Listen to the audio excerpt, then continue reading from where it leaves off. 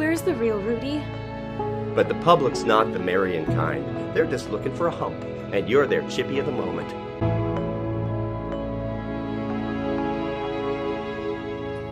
The shadow of the story is the death and funeral of Rudolph Valentino. For those not certain or familiar with his star power, is there anything equivalent today? And what is the example of the hysteria surrounding his death? Well, in terms of an equivalent, the closest equivalent, and it's not an equivalent of today, but it's the Beatles. Ah, Um, you have to keep in mind that this is a period of time in which the movies were only about really as a mass media was only about 20 years old, and so people began that process of developing really intense relationships with stars, and it was still a very fresh thing.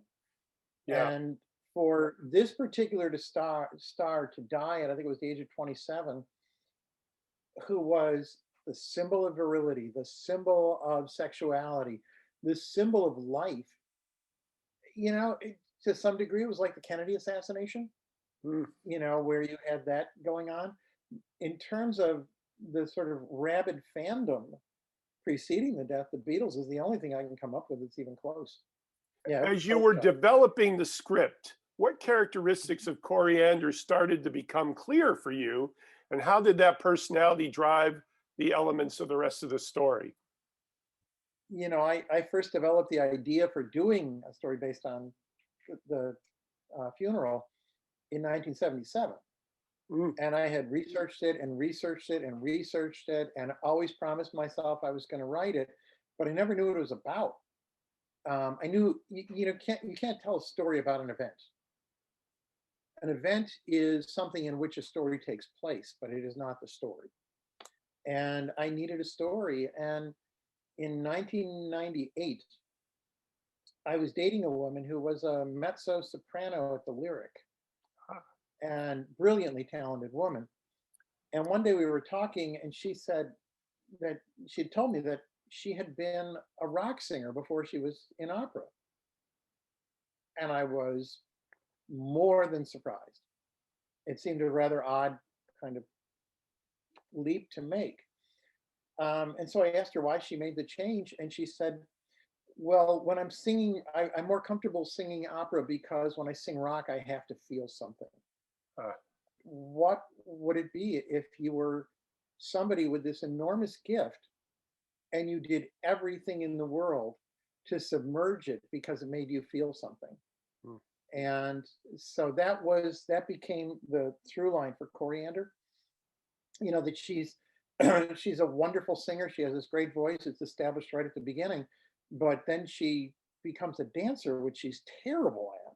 She can't dance a step, but she insists on doing that because that would mean if she were to sing, she would have to feel something.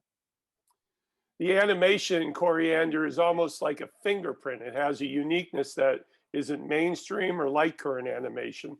What was the process of determining the look of the animation, and what were the main inspirations for that look? Well, I had seen, Julian and I have known each other for a very long time, probably 15 years. And I had never really, I thought about ways in which I would do Coriander. I did it as an opera in 2005, but I wanted to get it on film. And there was no way that it could ever be filmed because it would be too expensive. And so I started thinking about this idea of, well, what about animating it? But I hadn't really sort of coordinated that idea too well until Julian invited me down to his office one day to look at some of his new animations. He was experimenting with animation. And I looked at it and I thought, go, they're wonderful, they're great, I really love these. And then very slowly it started to click in my head that Julian's style could be adapted over to this story. And so I gave him the script. I come back to my office and there are like 2 messages on my phone from Julian saying, come down to my office immediately. I went down to his office and he said, we're doing this. Excellent. And so before I committed, I said, well, how would you want to do it? And I had one word in my mind that if he said that word, no problem. And that word was expressionism. And the first thing he said is, it's a German expressionist silent film. And I went, we're doing it. That's But perfect. that was it. We looked at, in terms of the visual style, we looked at, a lot of silent film. We both were able to talk on the level of Murnau, Right. Pabst, that kind of thing. It should be in black and white. This would not be a color movie. Again, another reason why nobody would ever make this movie, right?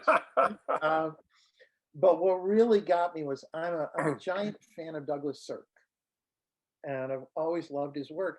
But there was one Sirk film that had kept escaping me that I had never seen, and that was Tarnished Angels. Mhm.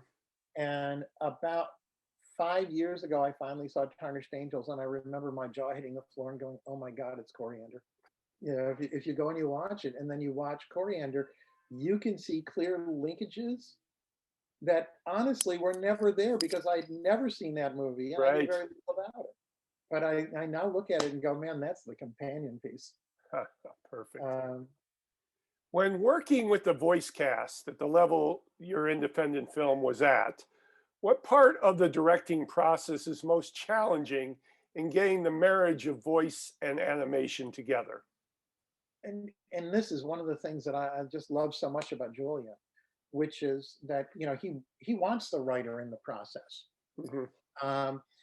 And we recorded the voices over 2 days at Columbia in the motion capture stage.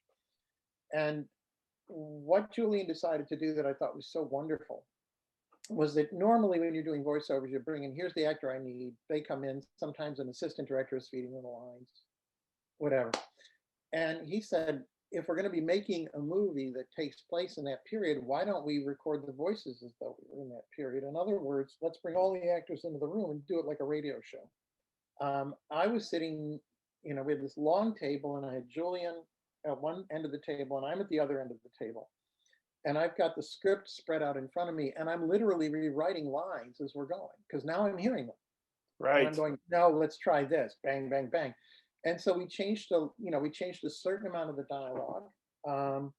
There were some scenes where we looked at them and said, no, we can cut this, so we don't really need it. But there was this kind of interesting editorial process that I don't think writers normally get to go through Right. when you're working. A lot of times, the writer is not in the room; somebody else is doing those cuts and changes. All So right. that was a really spectacular part of the experience for me. This is Patrick McDonald for HollywoodChicago.com. Copyright 2021.